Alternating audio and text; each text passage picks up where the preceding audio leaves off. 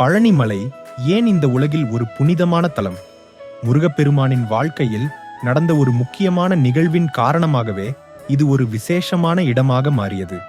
என்ன நிகழ்வு என பார்ப்போம். ஒரு நாள் கைலாயத்தில் சிவபெருமான் ஒரு அழகான பழத்தை காட்டினார். அதனை எவர் பெற வேண்டும் என்பதற்காக முருகனும் விநாயகரும் போட்டியிட்டனர். சிவன் கூறினார், இந்த பழத்தை ஒருவன்தான் பெற வேண்டும்.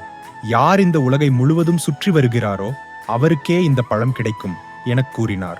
முருகப்பெருமான் உடனே தன் மயிலில் ஏறி உலகை சுற்றி வந்தார். ஆனால் விநாயகர் தன்னுடைய புத்திசாலித்தனத்தால் பெற்றோரே தனது உலகம் எனக் கூறி பெற்றோரை சுற்றினார். எனவே சிவபெருமான் விநாயகருக்கே பழத்தை வழங்கினார். இதை பார்த்த முருகன் மிகவும் கோபமடைந்தார். தன்னுடைய பெற்றோர்கள் தன்னை ஏமாற்றி விட்டதாக நினைத்தார். உடனே அவர் நேராக பழனிமலையை அடைந்தார். அங்கு அவர் தவம் இருந்தார். முருகன் இவ்வாறு கோபத்தில் இருந்ததை பறிந்த சிவபெருமான், பார்வதி தேவி இருவரும் பழனிக்கு வந்தனர்.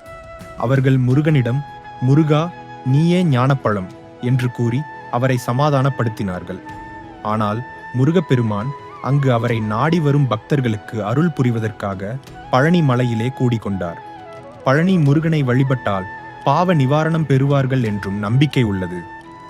முருகனுக்கு அடியார்கள் பழனி மலையில் சிறப்பு பூஜைகள் செய்வது இன்று வரைக்கும் தொடர்கிறது. பழனி முருகன் கோவிலுக்கு வந்தால் வாழ்க்கையில் அனைத்தும் செழிப்பாக இருக்கும். முருகன் திருப்புகள் என்றும் நிலைத்திருக்கட்டும்.